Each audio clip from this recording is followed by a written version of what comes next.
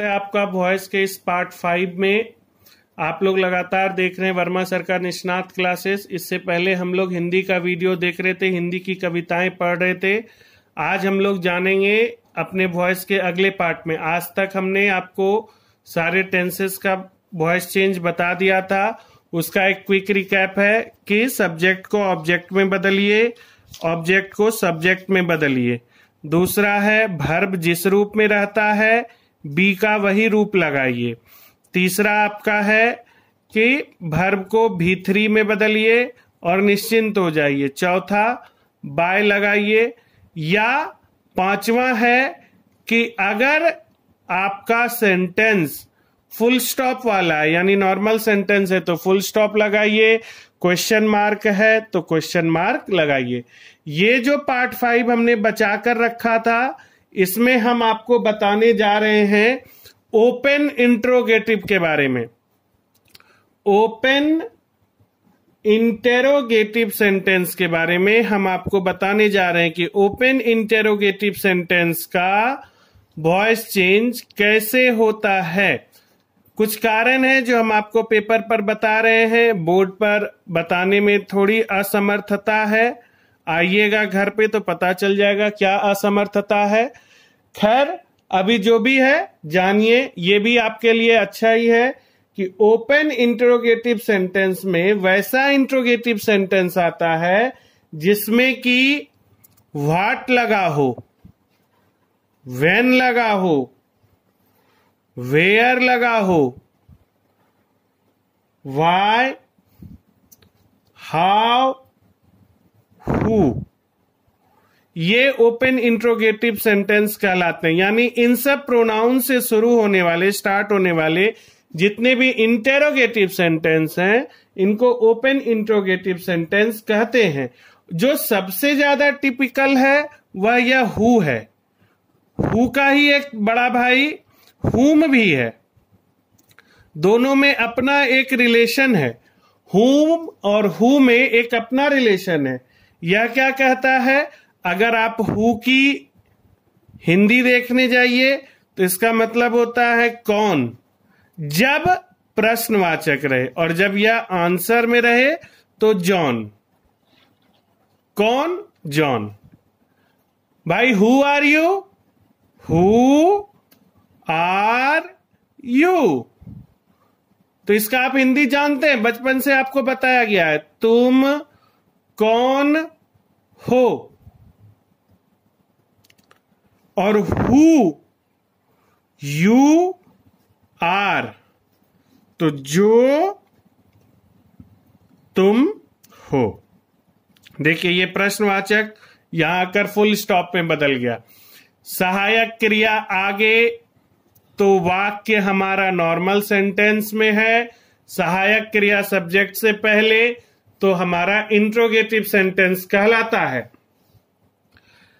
बात होती है कि हु का प्रयोग अगर हम प्रेजेंट इंडेफिनिट टेंस में करें, प्रेजेंट इंडेफिनिट में अगर हम हु का प्रयोग करें तो हमारा स्ट्रक्चर होता है हु प्लस वर्ब का पहला रूप या वर्ब का पांचवा रूप प्लस ऑब्जेक्ट। अधिकतर जगह हु, ये जो हु है यह टिपिसना के तरह काम करता है। आपको पता है टिपिसना अपना क्या है? टिपिसना है थर्ड पर्सन सिंगुलर नाउन। तो ये जो वर्ब का पहला रूप है यह गायब हो जाता है इस जगह पर से और फिफ्थ रूप के साथ ही चलता है। इसका आप एग्जाम्पल देखिए। ये आपका एक्टिव वॉइस है प्रेजेंट इंडेफिनिट में हु का। ये हु अपने आप में एक सब्जेक्ट है। यहां सब्जेक्ट की जरूरत नहीं होती क्योंकि यहां आपको कौन, जब आप अपने आप से प्रश्न पूछिएगा कौन, तो उसके उत्तर में जो भी मिलेगा वही सब्जेक्ट होगा। तो यहां भी आपको जो हु है जिसका अर्थ कौन है, इसलिए ये चीज आपका सब्जेक्ट ही है। तो अगर आप इसका उदाहरण देखिए तो आप इसको देख सकते हैं। Who teaches you. कौन तुम्हें पढ़ाता है? Who teaches you. कौन तुम्हें पढ़ाता है? Who teaches you. तो जब आप इसका पैसिव वॉइस बनाने जाइएगा तो स्ट्रक्चर हमको बोलता है बनाने के लिए कि सर आप बाय जो यहां चौथे पॉइंट पर लगाते थे, आज आप इसको पहले पॉइंट पर ले आइए। ये एक तरीका है इसको बनाने का, दूसरा तरीका भी बन सकता है। फिलहाल हम आपको एक तरीका बता रहे हैं कि आप बाय को आप पहले लिखिए सर, क्योंकि आपका सब्जेक्ट जो है ना वही आपका इंट्रोगेटिव प्रोनाउन भी है। यानी कि आप इसको इस तरह से लिख सकते हैं, बाय, उसके बाद हु बदलता है हुम में, फिर चूंकि वर्ब यहां पांचवें रूप में है तो बी का भी पांचवा रूप यानी इज, एम, आर। आप देखिए कि ये चीज हो गया, हु बदल गया हुम में, बी का रूप लगाइए प्लस वर्ब का तीसरा रूप, वर्ब का तीसरा रूप लगाने से पहले यह जो ऑब्जेक्ट है इसको पहले लाइए, तब वर्ब का तीसरा रूप लगाइए और फिर प्रश्नवाचक चिन्ह दीजिए। यानी कि अगर आप इसका वॉइस चेंज कीजिएगा तो आपको लिखना होगा बाय हुम, और इज, एम, आर में से चूंकि यू है आपके पास इसलिए आर लिखिए, by whom are you taught, by whom are you taught.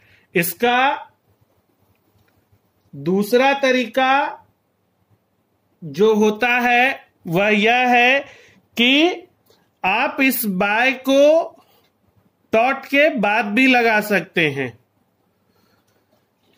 खैर वो आप जब आइएगा क्लास में तब हम आपको बताएंगे। अभी फिलहाल एक पर चलिए चाल सादा निभे बाप दादा वाला थ्योरी अपनाते हैं कि हमारा बिहार प्रांत इस तरह से बनाता है।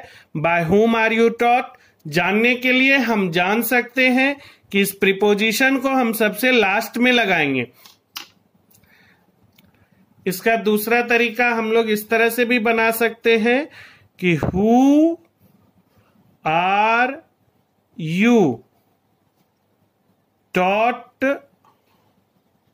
बाय, इस तरह से भी बना सकते हैं, who are you taught bye.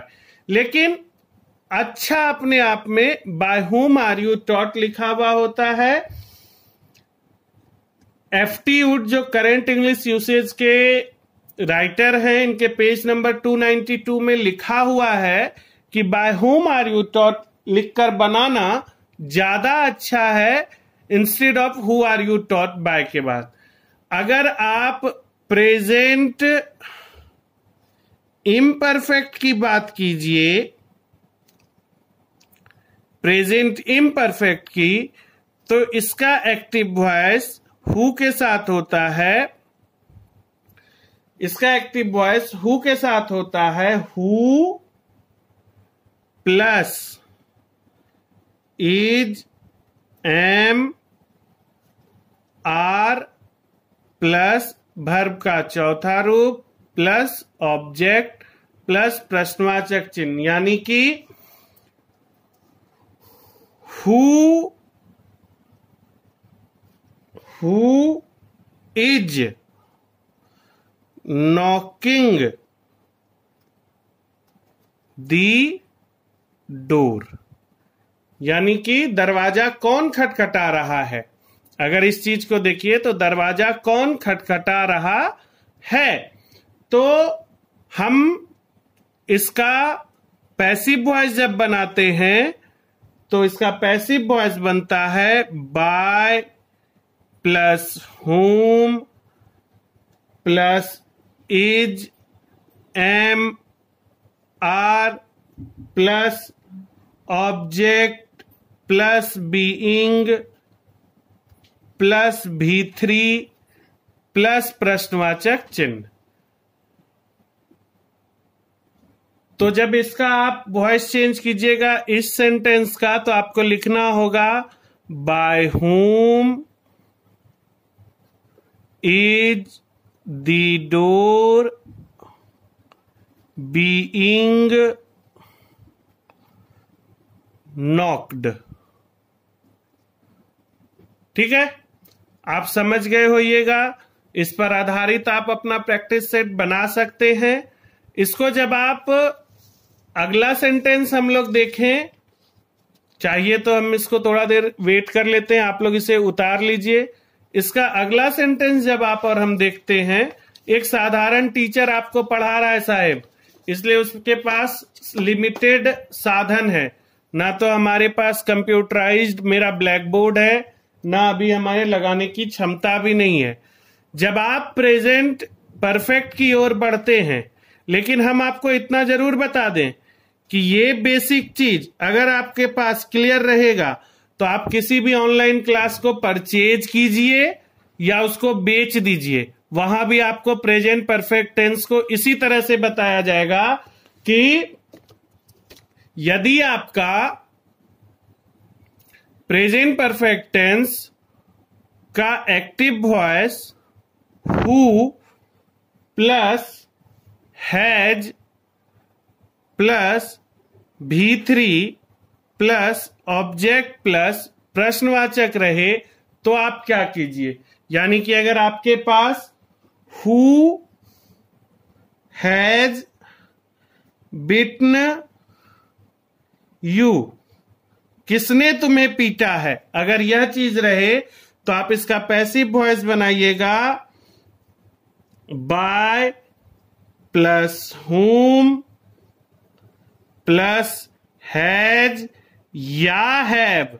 यहां पर देखिए, इस चीज को फिर समझिए, हमने यहां सिर्फ हैज इसलिए लगाया क्योंकि हु मेरा थर्ड पर्सन सिंगुलर नाउन है, और हैज और हैव यहां हम इसलिए लेकर आए हैं क्योंकि यह जो मेरा ऑब्जेक्ट जो वॉइस चेंज करने के बाद सब्जेक्ट बनने वाला है, यह क्या है, उस हिसाब से हम यहां अपना सहायक क्रिया यानी ऑक्सिलरी वर्ब लगाएंगे।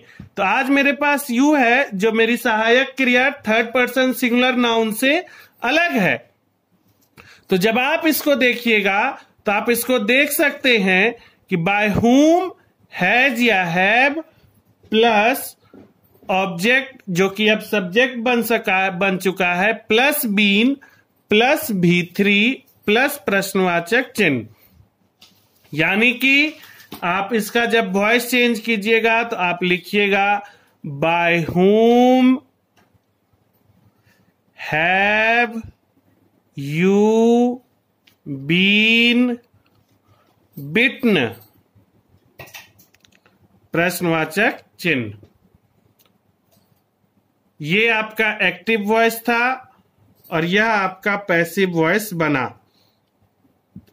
ठीक है, आप जानते हैं कि परफेक्ट कंटिन्यूअस का वॉइस चेंज नहीं होता है, इसलिए उस वॉइस चेंज को हम लोग यहां पर नहीं लेकर चलेंगे।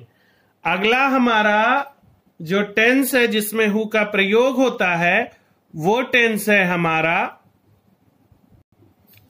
अगला टेंस चलते हैं पास्ट इंडेफिनिट टेंस। आप जानते हैं पास्ट इंडेफिनिट टेंस की पहचान है सब्जेक्ट प्लस वर्ब का दूसरा रूप प्लस ऑब्जेक्ट।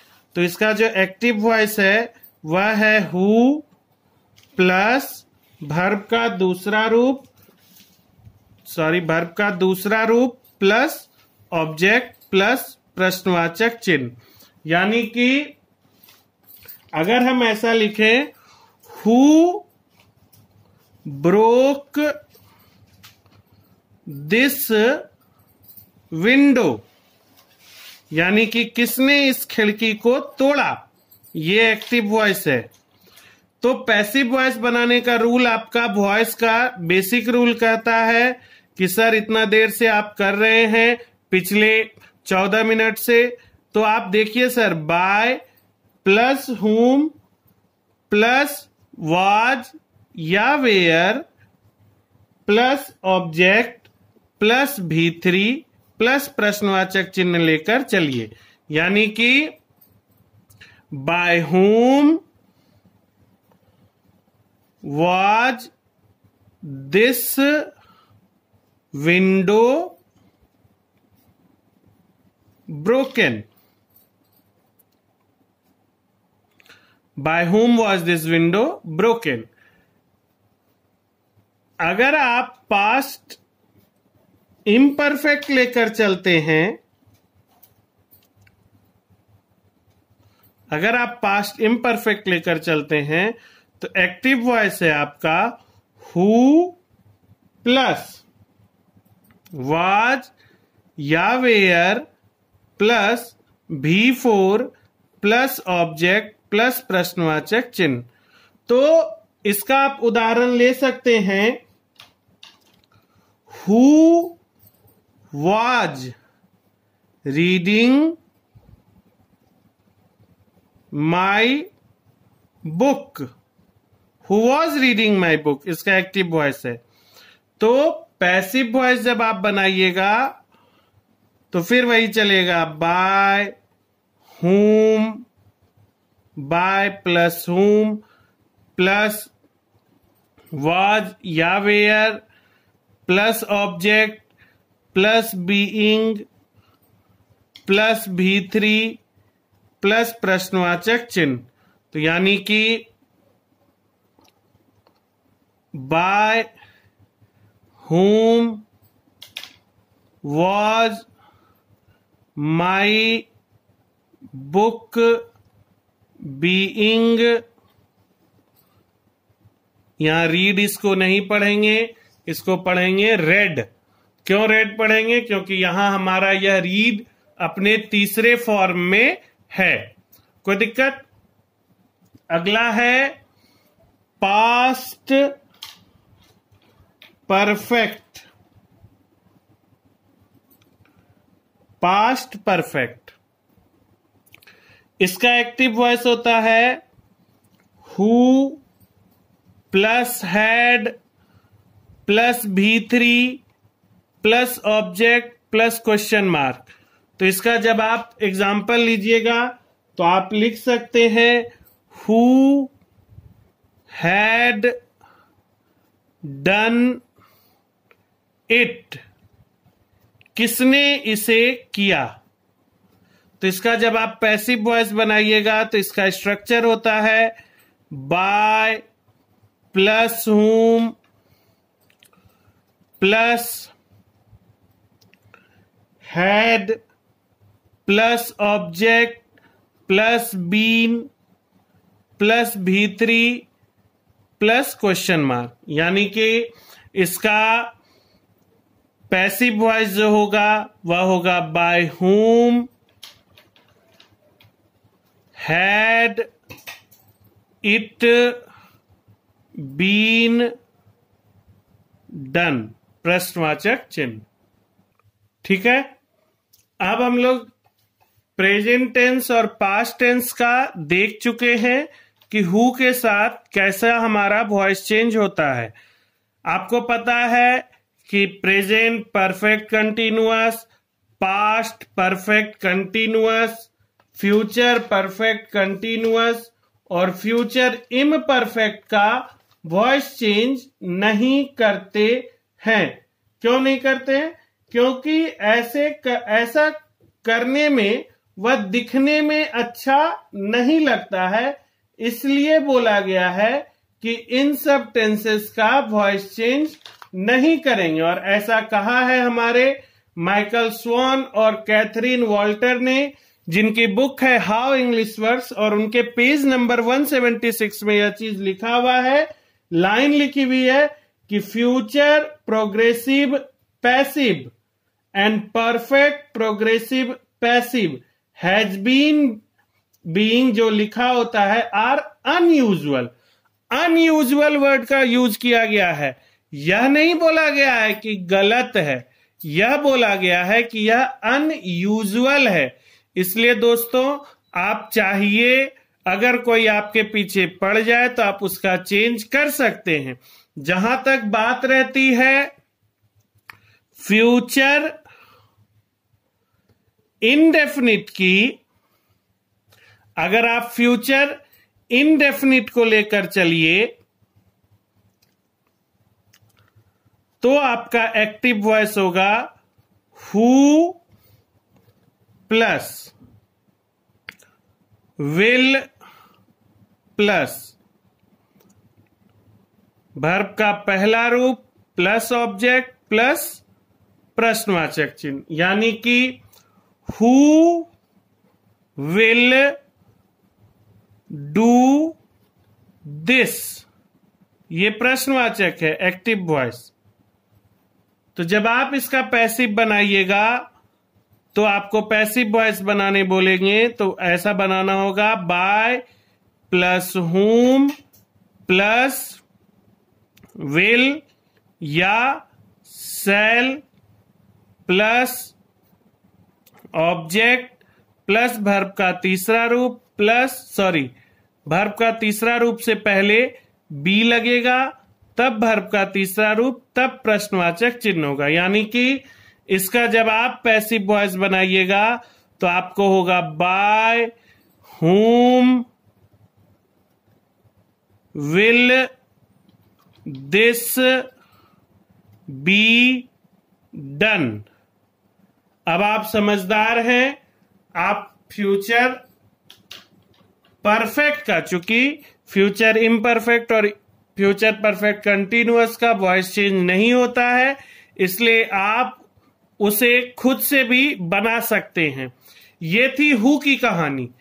अब जब आप हुम से लेकर चलिएगा तो हुम का कहानी है कि अगर आप यहां पर हु को हुम में बदल रहे हैं और यहां पर पहले से हुम है तो हुम को हु में बदलिए, बाकी सब कुछ सेम रहेगा। एक याद कीजिए, दूसरा खुद ब खुद याद हो जाएगा। और हम तो बोलते हैं याद कीजिए ही नहीं, जैसा जो है उसे आप प्रैक्टिस कीजिए। आज शाम तक आपको प्रैक्टिस सेट आपके ग्रुप में मिल जाएगा, दिन भर बैठकर बनाइए। धन्यवाद। ये वीडियो देखने के लिए घर पर रहिए, स्वस्थ रहिए, सुरक्षित रहिए।